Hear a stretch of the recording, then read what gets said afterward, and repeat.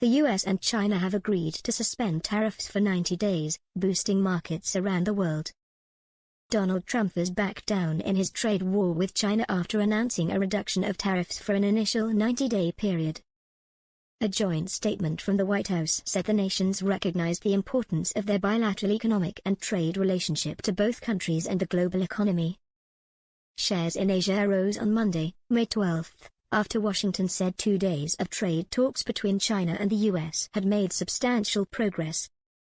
In Hong Kong, the Hang Seng gained 1.3% to 23,155.18, while the Shanghai Composite Index picked up 0.7% to 3,366.15.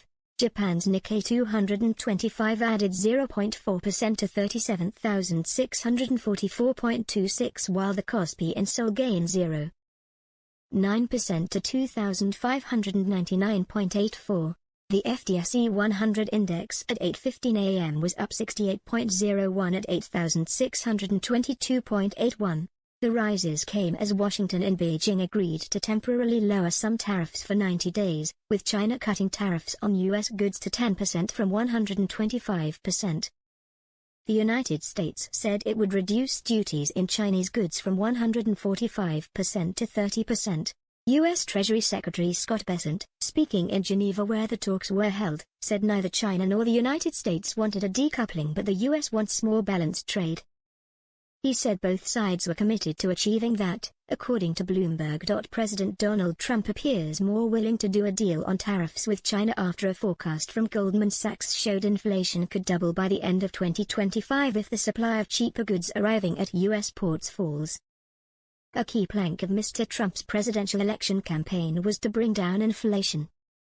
Tai Hui, a chief market strategist at J.P. Morgan Asset Management, said the magnitude of the tariff reduction was larger than expected. Hui added, "This reflects both sides recognizing the economic reality that tariffs will hit global growth and negotiation is a better option going forward." The 90-day period may not be sufficient for the two sides to reach a detailed agreement, but it keeps up pressure on the negotiation process, according to Hui. In April, Mr. Trump raised U.S. tariffs on China to a combined 145%, and China retaliated by hitting U.S. imports with a 125% levy. Tariffs as high as that effectively amount to the two countries boycotting each other's products, disrupting trade which last year topped £501. $2,660 billion. The Trump administration has imposed tariffs on countries worldwide, but its fight with China has been the most intense. Mr. Trump's import taxes on goods from China included a 20% charge intended to pressurize Beijing into doing more to stop the flow of the synthetic opioid fentanyl into the United States.